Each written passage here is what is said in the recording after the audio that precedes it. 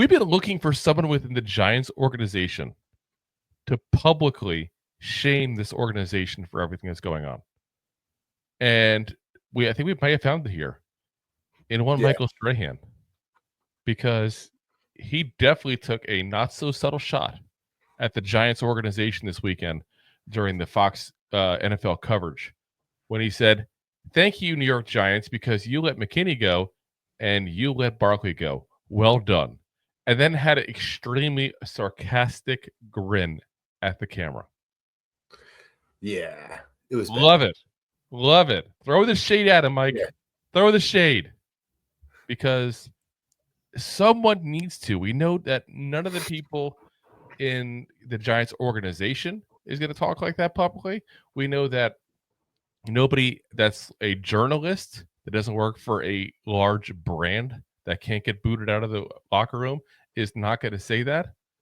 But we're going to, like I said, we're going to enjoy the fact that a guy who is a Giants legend and is still in the building quite often, even if he doesn't have a specific title with the Giants, he still has a lot of pull in that building.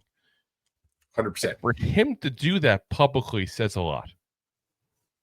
And maybe I'm reading too much behind the lines here, or between the lines, but I feel like this is Michael Strahan saying, no, I don't like the way things are going. And I don't like the way the Giants are handling stuff lately. And he's not going to do a blatant, like, oh my God, I hate what's going on with the Giants. Like, that's not his style. He'll do that behind closed doors. Yeah. But for him to say and do anything is a big thing, because he doesn't typically do that, as most Giants don't. Most Giants know point blank that the Giants ownership group doesn't want people to publicly say anything contrary to what they say. They don't. You know, you look at the guys who were outspoken about things going on at the organization. They don't tend to get invited very often. No. Look at Tiki. Classic example. You know, I mean, you don't get me wrong, he still comes back for things, but he's not back often. And you can make the case he's the best running back to ever put that jersey on. It's a very strong case to make. Yeah, it really, I mean, besides the fact he's the career rushing yards leader. Yeah.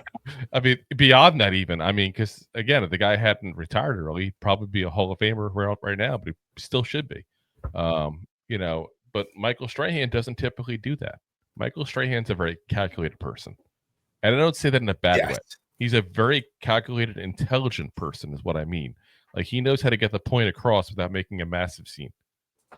Yes. You know, the Giants beat writers, content creators like us, like, we'll pick it up. We'll talk about it. But this isn't going to be national news. No. Well, it's also not national TV. But that was national TV, though. At I was going to say, we're not national TV. No, but I'm saying, like, national news, though, is not going to pick it up because it wasn't that much of a shade thing. If he had gone on the stage and said, yeah, Giants let go McKinney and Barkley, that was a really dumb move on their part, like, that would be like, whoa, hold on a second here. But a slight sarcastic statement, a look. Yep.